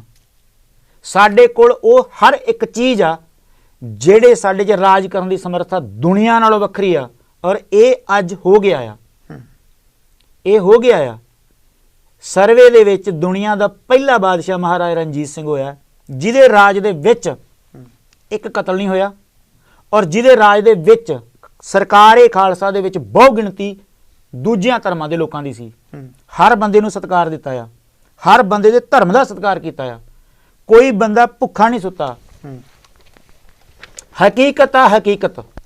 ਮਹਾਰਾਜਾ ਰਣਜੀਤ ਸਿੰਘ ਸਰਕਾਰ-ਏ ਖਾਲਸਾ ਲਿਖਦਾ ਸੀ, ਨਾ ਕਿ ਰਾਜਾ ਰਣਜੀਤ ਸਿੰਘ। ਸਰਕਾਰ-ਏ ਖਾਲਸਾ ਪਿਓਰ ਸ਼ੁੱਧ ਖਾਲਸੇ ਦੀ ਸਰਕਾਰ ਆ, ਰਣਜੀਤ ਸਿੰਘ ਦੀ ਨਹੀਂ। ਖਾਲਸੇ ਨੇ 40 ਸਾਲ ਤੋਂ ਬਾਅਦ ਰਾਜ ਕੀਤਾ, ਤੇ ਜਿਹੜਾ ਰਾਜ ਖਾਲਸੇ ਦਾ ਦੁਨੀਆ ਤੇ ਮਿਸਾਲ ਆ। ਹਰ ਦੂਜੇ ਦਿਨ ਕਿਸੇ ਨਾ ਕਿਸੇ ਨੂੰ ਫਾਂਸੀ ਤੇ ਟੰਗੀ ਰੱਖਦੇ ਨੇ, ਕਿਸੇ ਦੀ ਧੀ ਨਾਲ ਬਲਾਤਕਾਰ ਨਹੀਂ ਹੋਇਆ, ਕਿਸੇ ਦੇ ਘਰ ਡਾਕਾ ਨਹੀਂ ਵੱਜਾ। ਯਾਰੋ ਕੁੱਤੇ ਦੇ ਗਲੋਂ ਕੈਂਠਾ ਨਹੀਂ ਕਿਸੇ ਨੇ ਲਾਇਆ। ਮੇਰਾ ਚੈਲੰਜ ਹੈ ਝੂਠ ਸਾਬਤ ਕਰਕੇ ਵਿਖਾਣਾ। ਅੱਜ ਸਾਡੀਆਂ ਧੀਆਂ ਦੇ ਗਲਾਂ 'ਚੋਂ ਚੈਨੀਆਂ ਖਿੱਚੀਆਂ ਜਾਂਦੀਆਂ ਨੇ, ਰਾਹ ਜਾਂਦੇ ਲੋਕੀ ਮੋਬਾਈਲ ਖੋਲ ਲੈਂਦੇ ਨੇ, ਰਾਹ ਜਾਂਦੀਆਂ ਕੁੜੀਆਂ ਨੇ ਚੁੱਕ ਕੇ ਵੈਨਾਂ ਦੇ ਵਿੱਚ ਪਾ ਕੇ ਰੇਪ ਕਰ ਦਿੰਦੇ ਨੇ ਲੋਕ। ਇਹ ਰਾਜ ਆ? ਸਾਡੇ ਕੋਲ ਰਾਜ ਕਰਨ ਦੇ ਗੁਣ ਨੇ, ਸਾਡੇ ਕੋਲ ਗੁਰੂ ਗ੍ਰੰਥ ਸਾਹਿਬ ਦਾ ਸਿਧਾਂਤ ਆ, ਸਭੇ ਸਾਂਝੀ ਵਾਲ ਸਦਾਇਆਂ ਦਾ ਸਾਡੇ ਕੋਲ ਨਾਅਰਾ ਆ, ਔਰ ਅਸੀਂ ਕੀਤਾ। ਕੀ ਸਾਡੇ ਮੂਵਮੈਂਟ ਦੇ ਸਮੇਂ ਸਾਡਾ ਮੁਸਲਮਾਨਾਂ ਨੇ ਸਾਥ ਦਿੱਤਾ? ਨਹੀਂ ਦਿੱਤਾ। ਸ਼ਾਹੀਨ ਬਾਗ 'ਚ ਅਸੀਂ ਗਏ ਹਾਂ, ਲੰਗਰ ਵੀ ਲਾਇਆ। ਅਸੀਂ ਜੰਗ ਲੜੀ ਹੈ ਬੜੀ ਵੱਡੀ, ਠੀਕ ਆ। ਕਈ ਵਾਰੀ ਸਮੇਂ ਦੀਆਂ ਚਾਲਾਂ ਨਾਲ ਜਿਹੜੇ ਸੰਘਰਸ਼ ਨੇ, ਜਿਹੜੇ ਆਪਣੇ ਘਰ ਲੈਣੇ ਨੇ ਕੌਮੀ, ਇਹਦੇ ਲਈ ਸਮੇਂ ਲੱਗਦੇ ਨੇ। ਇਹ 2-4 ਸਾਲਾਂ ਦੀ ਗੱਲ ਨਹੀਂ ਹੈਗੀ, ਇਹਦੇ ਲਈ ਖੂਨ ਡੋਲ ਦੀਆਂ ਲੜਾਈਆਂ ਹੁੰਦੀਆਂ ਨੇ। ਸੰਵਿਧਾਨਕ ਤੌਰ ਦੇ ਉੱਪਰ ਹੀ ਸਾਨੂੰ ਮਿਲੇਗਾ, ਹਾਂ ਇਹ ਗੱਲ ਇੱਕ ਵੱਖਰੀ ਆ। ਉਹ ਹੈਗਾ ਸਿਰ ਦੇ ਕੇ ਮਿਲੇਗਾ, ਉਹ ਮੈਂ ਚੜ੍ਹਦੇ ਤੇ ਲੈਂਦੇ ਦਾ ਫਰਕ ਆ ਗਿਆ। ਉਹ ਮੈਂ ਦੱਸਦਾ ਤੁਹਾਨੂੰ। ਵੇਖੋ ਜਿੰਨੇ ਵੀ ਆਪਾਂ ਬੰਦੇ ਬੈਠੇ ਆ, ਸਾਡਾ ਵੱਖਰਾ ਵੱਖਰਾ ਨਜ਼ਰੀਆ ਆ। ਦੁਨੀਆ ਤੇ ਜਿੱਥੇ ਲੋਕਾਂ ਨੂੰ ਕਲਮ ਤੇ ਮੈਸੇਜ ਨਾਲ ਰਾਜ ਮਿਲੇ ਨੇ ਨਾ UN ਤੋਂ, ਉਹ ਲੋਕ ਇੱਥੋਂ ਦੀ ਗਵਰਨਮੈਂਟ ਤੇ ਇੱਥੋਂ ਦੇ ਬੰਦਿਆਂ ਵਰਗੇ ਬੇਈਮਾਨ ਪ੍ਰਸ਼ਾਸਨ ਨਹੀਂ ਹੈਗੇ। ਉਹਨਾਂ ਨੇ ਸਮਝਿਆ ਵੀ ਇੰਨੇ ਲੋਕ ਇਹ ਚਾਹੁੰਦੇ ਨੇ ਵੀ ਇਹਨਾਂ ਨੂੰ ਵੱਖਰਾ ਰਾਜ ਚਾਹੀਦਾ, ਸਾਡੇ ਤੋਂ ਸੰਤੁਸ਼ਟ ਨਹੀਂ। ਉਹ ਇਮਾਨਦਾਰ ਬਾਦਸ਼ਾਹ ਸਨ, ਉਹਨਾਂ ਨੇ ਕਿਹਾ ਤੁਹਾਨੂੰ ਵੱਖਰਾ ਮੁਲਕ ਦਿੱਤਾ ਜਾਏਗਾ। ਕੀ ਇਹ ਸਾਨੂੰ ਕਹਿਣਗੇ ਵੀ ਬਹੁ ਗਿਣਤੀ ਲੋਕਾਂ ਦੇ ਮੈਸੇਜ ਆਏ ਨੇ, ਜਾਂ 40,000 ਤੋਂ ਵੱਧ ਜਾਂ 40 ਲੱਖ ਤੋਂ ਵੱਧ ਲੋਕਾਂ ਨੇ ਕਿਹਾ ਵੀ ਤੁਹਾਨੂੰ ਰਾਜ ਮਿਲਣਾ ਚਾਹੀਦਾ, ਦੇ ਦੇਗਾ ਸਾਨੂੰ ਗਵਰਨਮੈਂਟ ਰਾਜ? ਇਹ ਦੇਣਗੇ? ਇਹ ਤਾਂ ਟੈਂਕਾਂ ਚੜਾ ਕੇ ਕਿਸੇ ਦੇ ਧਾਰਮਿਕ ਅਸਥਾਨ ਢਾ ਦਿੰਦੇ ਨੇ, ਇਹ ਤਾਂ ਮੰਦਰਾਂ 'ਚ ਰੇਪ ਕਰ ਦਿੰਦੇ ਨੇ। ਇਹਨਾਂ ਦਾ ਕੀ ਆ? ਇਹ ਮੇਰਾ ਮੰਨਣਾ ਇਹ ਆ ਵੀ ਉਹਨਾਂ ਲਈ ਸਾਡੀਆਂ ਸ਼ੁਭ ਇਛਾਵਾਂ ਨੇ, ਜੋ ਉਹ ਕਿਸੇ ਵੀ ਤਰੀਕੇ ਦੀ ਆਪਣਾ ਰਾਜ ਲੈਣ ਲਈ ਲੜਾਈ ਲੜਦੇ ਨੇ। ਮੈਂ ਉਹਨਾਂ ਦਾ ਫੁੱਲ ਫਲੈਸ਼ ਸਮਰਥਕ ਹਾਂ, ਪਰ ਮੇਰਾ ਇਹ ਮੰਨਣਾ ਹੈ ਵੀ ਆਜ਼ਾਦੀ ਬੈਰਲ 'ਚੋਂ ਨਿਕਲੇਗੀ। ਇਹ ਮੇਰਾ ਮੰਨਣਾ ਹੈ, ਮੈਂ ਉਂਝ ਸਹਿਮਤ ਹਾਂ ਉਹਨਾਂ ਦੇ ਨਾਲ ਫੁੱਲ। ਜੇ ਵੋਟ ਪਾਣੀ ਪਈ ਮੈਂ ਪਾਵਾਂਗਾ, ਜੇ ਉਹਨਾਂ ਨਾਲ ਖੜਨਾ ਪਿਆ ਮੈਂ ਖੜਾਂਗਾ। ਉਹ ਸਾਡੇ ਨਾਲ ਖੜਦੇ ਨੇ, ਪਰ ਉਹਨਾਂ ਦਾ ਇੱਕ ਨਜ਼ਰੀਆ ਹੈ ਵੀ ਅਸੀਂ ਸ਼ਸਤਰ ਤੋਂ ਬਿਨਾਂ ਵੀ ਇਹ ਕੰਮ ਕਰ ਸਕਦੇ। ਜੇ ਗੱਲ ਬਿੱਟੂ ਜੀ ਕਰੀਏ, ਤੁਸੀਂ ਇੱਕ ਸ਼ਬਦ ਵਰਤਿਆ ਕਿ ਸਾਡੇ ਮਾਨ ਸਾਹਿਬ ਨਾਲ ਲੱਖ ਮਤਭੇਦ ਹੋਣਗੇ, ਹੋ ਸਕਦੇ ਨੇ ਜੀ, ਠੀਕ ਹੈ, ਅਸੀਂ ਉਹਨਾਂ ਦੀ ਰਿਸਪੈਕਟ ਕਰਦੇ ਹਾਂ, ਤੁਹਾਡੀ ਇਹ ਵਰਡਿੰਗ ਹੈ। ਹਾਂ ਬਿਲਕੁਲ ਹੁੰਦੇ ਆ। ਮਾਨ ਸਾਹਿਬ, ਬਿੱਟੂ ਸਾਹਿਬ, ਤੁਸੀਂ ਆਪ ਖੁਦ ਇਹ ਗੱਲ ਕਹਿੰਦੇ ਹੋ ਕਿ ਉਹ ਬਿੱਟੂ ਜੀ ਦੇ ਵਿੱਚ ਬੜੇ ਵੱਡੇ ਗੁਣ ਨੇ। ਜੇ ਅਸੀਂ ਦੁਨੀਆ ਦੇ ਅੰਦਰ ਇੱਕ ਰਾਜ ਦੀ ਪ੍ਰਵਿਰਤੀ ਲੈ ਕੇ ਆਉਣੀ ਹੈ ਤੇ ਕੀ ਸਾਨੂੰ ਪਾੜ ਪਾੜ ਕੇ ਵੱਖੋ ਵੱਖਰੇ ਹੋ ਕੇ ਲਿਆਵਾਂਗੇ, ਇਕੱਠੇ ਹੋ ਕੇ ਲਿਆਵਾਂਗੇ? ਮਿਸਾਲ ਇੱਕ ਕਿ ਜਦੋਂ ਵੀ ਰਾਜ ਆਇਆ ਐਵੇਂ ਆਇਆ ਸੀ, ਮਿਸਲਾਂ ਨਾਲ ਆਇਆ ਸੀ। 11 ਤੋਂ ਵੱਧ ਮਿਸਲਾਂ ਸਨ। ਉਹਨਾਂ ਨੇ ਆਪਣੇ ਆਪਣੇ ਰਾਜ ਲਈ ਲੜਾਈਆਂ ਲੜੀਆਂ, ਪਰ ਸਾਡਾ ਜਿਹੜਾ ਅਸਲ ਨਿਸ਼ਾਨਾ ਉਹ ਇੱਕ ਆ। ਇਹ ਗੱਲ ਵੱਖਰੀ ਆ ਕਿ ਕਈ ਵਾਰੀ ਹੁਣ ਦੋਵੇਂ ਭਰਾ ਇਕੱਠੇ ਖੇਤੀ ਕਰਦੇ ਨੇ, ਇੱਕੋ ਹੀ ਪਿਓ ਦੇ ਔਲਾਦ ਹੁੰਦੇ ਨੇ, ਪਰ ਘਰ 'ਚ ਕੰਧ ਵੱਜ ਜਾਂਦੀ ਹੈ। ਠੀਕ ਹੈ ਜੀ, ਰਿਸ਼ਤੇਦਾਰ ਇਕੱਠੇ ਹੁੰਦੇ ਨੇ, ਸਾਰਾ ਕੁਝ ਸਾਂਝਾ ਹੁੰਦਾ ਹੈ, ਨਿਸ਼ਾਨੇ ਇਕੱਠੇ ਹੁੰਦੇ ਨੇ, ਤਰੀਕਾ ਇਕੱਠਾ ਹੁੰਦਾ ਹੈ, ਪਰ ਫਿਰ ਵੀ ਉਹ ਵੱਖ-ਵੱਖ ਚੱਲਦੇ ਨੇ। ਠੀਕ ਹੈ ਜੀ, 2 ਖਾਲਾਂ ਦਾ ਪਾਣੀ ਜਿਹੜਾ ਆ ਇੱਕ ਖੇਤ ਨੂੰ ਲੱਗਦਾ ਹੈ ਤਾਂ ਉਹ 'ਚ ਕੋਈ ਬੁਰਾਈ ਨਹੀਂ ਹੈਗੀ। ਇਹ ਤੁਸੀਂ ਐਗਜ਼ਾਮਪਲ ਜਿੰਨੀਆਂ ਮਰਜ਼ੀ ਦੇ ਲਓ, ਮੈਂ ਐਗਜ਼ਾਮਪਲ ਤਾਂ ਦਿਆਂਗਾ ਕਿ ਢੁੱਕਦੀ ਆ। ਅੱਛਾ, ਜਥੇਬੰਦੀਆਂ ਸ਼ੁਰੂ ਤੋਂ ਰਹੀਆਂ ਨੇ ਦੁਨੀਆ ਦੇ ਵਿੱਚ। ਜਿੰਨੀਆਂ ਵੀ ਕੌਮਾਂ ਨੇ ਜੰਗਾਂ ਜਿੱਤੀਆਂ ਨੇ, ਉਹ ਕਿਸੇ ਇੱਕ ਧਿਰ ਨੇ ਨਹੀਂ ਜਿੱਤੀ ਹੈਗੀ। ਉਹ 'ਚ ਵੱਖਰੇ ਵੱਖਰੇ ਤਰੀਕਾਂ ਨਾਲ ਸਾਰਿਆਂ ਨੇ ਯੋਗਦਾਨ ਪਾਇਆ। ਇੱਕ ਖਿੱਤਾ ਤੁਹਾਨੂੰ ਮਿਲ ਗਿਆ ਜੀ, ਕੌਮੀ ਘਰ ਤੁਸੀਂ ਲੈ ਲਿਆ ਜੀ, ਇੱਕ ਧਿਰ ਕਹੇਗੀ ਸਰਦਾਰ ਸਿਮਰਨਜੀਤ ਸਿੰਘ ਮਾਨ ਹੀ ਸਾਡਾ ਆਗੂ ਹੋਏਗਾ, ਇੱਕ ਤੁਹਾਡੇ ਵਰਗੀ ਧਿਰ ਜਿਹੜੀ ਉਹ ਕਹੇਗੀ ਨਹੀਂ ਸਾਡਾ ਬਿੱਟੂ ਹੀ ਹੋਵੇਗਾ। ਫਿਰ ਉੱਥੇ ਕੀ ਕਰਾਂਗੇ? ਐਵੇਂ ਨਹੀਂ ਹੋਣਾ ਜੀ, ਐਵੇਂ ਨਹੀਂ ਹੁੰਦਾ। ਇਹ ਕਦੀ ਹੋਇਆ ਹੀ ਨਹੀਂ। ਮਿਸਾਲ ਦਿਓ ਕਿੱਥੇ ਹੋਇਆ, ਤੁਸੀਂ ਮਿਸਾਲ ਦਿਓ ਕਿੱਥੇ ਹੋਇਆ, ਤੇ ਮੈਂ ਦੇਣਾ ਵੀ ਨਹੀਂ ਹੁੰਦਾ। ਮੈਂ ਇਹ ਮਿਸਾਲ ਦੇ ਸਕਣਾ ਵੀ ਜਦੋਂ ਸਾਡਾ ਰਾਜ ਹੋਇਆ, ਇੱਥੇ ਪੰਚ ਪ੍ਰਧਾਨੀ ਸਿਸਟਮ ਹੋਏਗਾ, ਇੱਥੇ ਮਾਨ ਸਾਹਿਬ ਵੀ ਸਾਡੇ ਨਾਲ ਬੈਠਣਗੇ, ਇੱਥੇ ਉਦੋਂ ਦਲਜੀਤ ਸਿੰਘ ਬਿੱਟੂ ਰਹੇ ਜਾਂ ਨਾ ਰਹੇ, ਮਾਨ ਰਹੇ ਜਾਂ ਨਾ ਰਹੇ, ਜਿਹੜੇ ਵੀ ਉਹ ਸਮੇਂ ਦੇ ਆਗੂ ਹੋਏ, ਉਹ ਅਕਾਲ ਤਖਤ ਤੇ ਬਹਿ ਕੇ ਗੁਰਮਤਾ ਕਰਨਗੇ ਤੇ ਜਥੇਦਾਰ ਅਨਾਉਂਸ ਕਰੇਗਾ। ਇਹ ਗੱਲ ਦਾ ਮੇਰਾ ਦਾਅਵਾ ਆ, ਅੱਜ ਜਿੰਨੇ ਮਰਜ਼ੀ ਵਖਰੇਵੇਂ ਹੋਣ ਇਹ ਹੋਏਗਾ। ਜੇ ਬਾਅਦ ਚ ਹੋਏਗਾ, ਹੁਣ ਕਿਉਂ ਨਹੀਂ ਇਕੱਠੇ ਹੋ ਸਕਦੇ? ਨਹੀਂ, ਹੁਣ ਤਾਂ ਅਜੇ ਹੁਣ ਕਿਉਂ ਨਹੀਂ ਇਕੱਠੇ ਹੋ ਕੇ ਚੱਲ ਸਕਦੇ? ਨਹੀਂ, ਹੁਣ ਵੀ ਅਸੀਂ ਇਕੱਠੇ ਹਾਂ। ਅਸੀਂ ਵੱਖ-ਵੱਖ ਥੋੜਾ ਵਾਂ, ਸਮਰਥਨ ਕਰਦੇ ਹਾਂ ਅਸੀਂ ਇੱਕ ਦੂਜੇ ਦਾ। ਅਸੀਂ ਕਦੀ ਤੁਸੀਂ ਵੇਖਿਆ ਵੀ ਅਸੀਂ ਕਿਹਾ ਹੈ ਵੀ ਮਾਨ ਗਲਤ ਆ, ਵੀ ਮਾਨ ਕਿਸੇ ਗੱਲ ਲਈ ਜਦੋਜਦ ਨਹੀਂ ਕਰ ਰਿਹਾ। ਉਹ ਕਹਿੰਦੇ ਨੇ ਵੀ ਅਸੀਂ ਪੋਲੀਟੀਕਲ ਤਰੀਕੇ ਨਾਲ ਨਹੀਂ ਆ, ਇਹ ਗੱਲ ਪੋਲੀਟੀਕਲ ਤਰੀਕੇ ਦੇ ਨਾਲ ਅਸੀਂ ਰਾਜ ਲੈਣਾ ਚਾਹੁੰਦੇ ਹਾਂ। ਤੁਹਾਡੇ ਫਾਲੋਅਰਸ ਜਿਹੜੇ ਨੇ ਤੁਹਾਡੀ ਦੋਨਾਂ ਪਾਰਟੀਆਂ ਦੇ, ਉਹ ਦੁਨੀਆ ਭਰ ਦੇ ਵਿੱਚ ਬੈਠੇ ਨੇ। ਮੈਂ ਤੁਹਾਡਾ ਵਿਰੋਧੀ ਨਹੀਂ ਆ। ਮੇਰਾ ਮੰਨਣਾ ਇਹ ਹੈ ਵੀ ਤੁਸੀਂ ਖੁਦ ਇਹ ਗੱਲ ਕਹਿੰਦੇ ਹੋ ਵੀ ਦਲਜੀਤ ਸਿੰਘ ਬਿੱਟੂ ਜੀ ਦੇ ਵਿੱਚ ਆ ਗੁਣ ਨੇ, ਨਾਲ ਤੁਸੀਂ ਅਗਲੀ ਗੱਲ ਕਹਿਤੀ ਕਿ ਮਾਨ ਸਾਹਿਬ ਦੀ ਵੀ ਕੁਰਬਾਨੀ ਹੈ। ਤੁਸੀਂ ਦੋਵੇਂ ਗੱਲਾਂ ਜਿਹੜੀਆਂ ਉਹ ਬਰਾਬਰ ਤੇ ਲਿਆ ਕੇ ਰੱਖੀਆਂ। ਮੇਰਾ ਮੰਨਣਾ ਇਹ ਹੈ ਵੀ ਜੇ ਦੋ ਤਾਕਤਾਂ ਇਕੱਠੀਆਂ ਹੋ ਕੇ ਚੱਲਣ ਤੇ ਸ਼ਾਇਦ ਅਸੀਂ ਮੰਜ਼ਿਲ ਤੋਂ ਛੇਤੀ ਸਰ ਕਰ ਲਈਏ। ਹਾਂ, ਇਹ ਗੱਲ ਤੁਹਾਡੀ ਬਿਲਕੁਲ ਦਰੁਸਤ ਆ, ਪਰ ਜਦੋਂ ਬਰਨਾਲੇ ਦੇ ਵਿੱਚ ਕੁੱਪ ਕਲਾਂ 'ਚ ਲੜਾਈ ਹੁੰਦੀ ਹੈ ਖਾਲਸੇ ਦੀ ਬਹੁਤ ਵੱਡੀ, ਤਾਂ ਉੱਥੇ 2 ਸੰਸਥਾਵਾਂ ਸਨ। ਇੱਕ ਸੀਗਾ ਬੁੱਢਾ ਦਲ, ਇੱਕ ਸੀਗਾ ਧਰਨਾ ਦਲ। ਬੁੱਢਾ ਦਲ ਨੇ ਦੀ ਜ਼ਿੰਮੇਵਾਰੀ ਸੀ ਕਿ ਪਰਿਵਾਰਾਂ ਦੀ ਦੇਖਭਾਲ ਕਰਨੀ, ਸੰਭਾਲਣਾ, ਸਾਰਾ ਕੁਝ ਕਰਨਾ। ਹੁਣ ਮੰਨ ਲਓ ਵੀ ਜਿੰਨੇ ਵੀ ਅਸੀਂ ਬੰਦੇ ਹਾਂ, ਅਸੀਂ ਹਥਿਆਰਬੰਦ ਸੰਘਰਸ਼ ਲੜਦੇ ਹਾਂ, ਸਾਡੇ ਪਰਿਵਾਰਾਂ ਦਾ, ਸਾਡੀਆਂ ਧੀਆਂ ਦਾ, ਸਾਡੇ ਪਿਛਲੇ ਲੋਕਾਂ ਦਾ ਕੋਈ ਬੰਦਾ ਖਿਆਲ ਰੱਖਣ ਵਾਲਾ ਨਹੀਂ ਹੈਗਾ। ਇੱਕ ਪੜਾਅ ਆ, ਜਦੋਂ ਵੀ ਸਾਡੇ ਤੇ ਕੋਈ ਆਪਦਾ ਆਉਂਦੀ ਆ, ਹੁਣ ਮਾਨ ਸਾਹਿਬ ਹੁਣ ਇੱਕ MP ਰਹੇ ਆ, ਜਾਂ ਉਹਨਾਂ ਦੇ ਪਿੱਛੇ ਇੱਕ ਪੋਲੀਟੀਕਲ ਕਾਫੀ ਵੱਡੀ ਫੋਲੋਵਰ ਆ, ਜਦੋਂ ਸਾਡੇ ਤੇ ਕੋਈ ਤਸ਼ੱਦਦ ਹੁੰਦਾ ਜਾਂ ਕੋਈ ਗੱਲ ਹੁੰਦੀ ਆ ਤਾਂ ਉਹ 400-500 ਬੰਦਾ ਲੈ ਕੇ ਲੀਡਰ ਦੇ ਰੂਪ 'ਚ ਉੱਥੇ ਜਾਂਦੇ ਨੇ। ਹੁਣ ਕੋਈ ਖਾੜਕੂ ਤਾਂ ਕਿਸੇ ਥਾਣੇ ਜਾਣੋ ਰਿਹਾ। ਅਕਸਰ ਸਾਨੂੰ ਕਿਸੇ ਪੋਲੀਟੀਕਲ ਸਿਸਟਮ ਦੀ ਲੋੜ ਹੈ, ਇਹ ਤਾਂ ਹੈ ਨਹੀਂ ਕਿ ਨਹੀਂ ਹੈਗੀ। ਜੇ ਕੱਲ ਨੂੰ ਅਸੀਂ ਆਪਣਾ ਰਾਜ ਵੀ ਲੈਨੇ ਆ ਤਾਂ ਉਹ ਬੰਦੇ ਸਾਨੂੰ ਚਾਹੀਦੇ ਨੇ ਜਿਹੜੇ ਪ੍ਰੋਪਰ ਤਰੀਕੇ ਨਾਲ ਉਹ ਸਿਸਟਮ ਨੂੰ ਰਾਜ ਕਰ ਸਕਣ। ਹੁਣ ਮੈਂ ਤਾਂ ਇੰਨੀ ਸਮਰੱਥਾ ਹੈ ਨਹੀਂ, ਮੈਂ ਲੜ ਜ਼ਰੂਰ ਸਕਣਾ, ਮੈਂ ਦਵਾ ਸਕਣਾ ਚੀਜ਼, ਪਰ ਮੇਰੇ ਕੋਲ ਰਾਜ ਕਰਨ ਦੇ ਗੁਣ ਨਹੀਂ ਹੈਗੇ। ਉਹ ਗੁਣ ਮਾਨ ਸਾਹਿਬ 'ਚ ਵੱਧ ਹੋ ਸਕਦੇ ਨੇ ਤਾਂ ਉਹ ਕਰਨਗੇ ਰਾਜ। ਇਹ ਤਾਂ ਵਿੰਗ ਨੇ, ਪਰ ਸਾਡੀ ਮੰਜ਼ਿਲ ਖਾਲਿਸਤਾਨ ਜਿਹੜੀ ਆ ਅਕਾਲ ਤਖਤ ਸਾਹਿਬ ਦੇ ਥੱਲੇ ਹੀ ਰਹੇਗੀ, ਉੱਤੇ ਨਹੀਂ ਜਾਂਦੀ। ਅਕਾਲ ਤਖਤ ਸਾਹਿਬ ਤੋਂ ਆਸੇ-ਪਾਸੇ ਨਹੀਂ ਹੁੰਦਾ ਕੋਈ ਵੀ ਸਿੱਖ। ਇਹ ਗੱਲ ਵੱਖਰੀ ਹੈ ਕਿ ਅਸੀਂ ਵੱਖਰੇ ਵੱਖਰੇ ਤਰੀਕੇ ਨਾਲ ਲੱਗਿਆ ਵੀ ਸਾਨੂੰ ਇਕੱਠੇ ਹੋ ਜਾਣਾ ਚਾਹੀਦਾ ਤੇ ਮੰਜ਼ਿਲ ਛੇਤੀ ਮਿਲ ਸਕਦੀ ਹੈ, ਪਰ ਇਹ ਗੱਲ ਰਹਿਣੀ ਚਾਹੀਦੀ ਆ। ਜੇ ਹੁਣ ਅਸੀਂ ਹਥਿਆਰਬੰਦ ਸੰਘਰਸ਼ ਲੜਿਆ ਤਾਂ ਉਸ ਹਥਿਆਰਬੰਦ ਸੰਘਰਸ਼ ਦੇ ਵਿੱਚ ਜੇ ਭਾਈ ਖਾਲੜਾ 20 ਗਨ ਚੁੱਕ ਕੇ ਤੁਰਿਆ ਹੁੰਦਾ ਤੇ 25,000 ਲਵਾਰਸ ਲਾਸ਼ਾਂ ਦਾ UN ਤੱਕ ਕੇਸ ਕਿਸੇ ਨੇ ਨਹੀਂ ਸੀ ਖੜਨਾ। ਮਾਨ ਦੀ ਬੜੀ ਵੱਡੀ ਇੱਕ ਅੰਡਰਗਰਾਉਂਡ ਅਚੀਵਮੈਂਟ ਆ ਕਿ ਉਹਨੇ ਦੁਨੀਆ ਦੇ ਨਕਸ਼ੇ ਦੇ ਉੱਤੇ ਹਰ ਬੰਦੇ, ਹਰ ਸੰਸਥਾ ਨੂੰ ਮੇਲ ਕੀਤੀ ਹੈ ਸਾਡੇ ਨਾਲ ਆ ਹੋ ਰਿਹਾ ਹੈ, ਪਰ ਅਸੀਂ ਨਹੀਂ ਕਰ ਸਕਦੇ।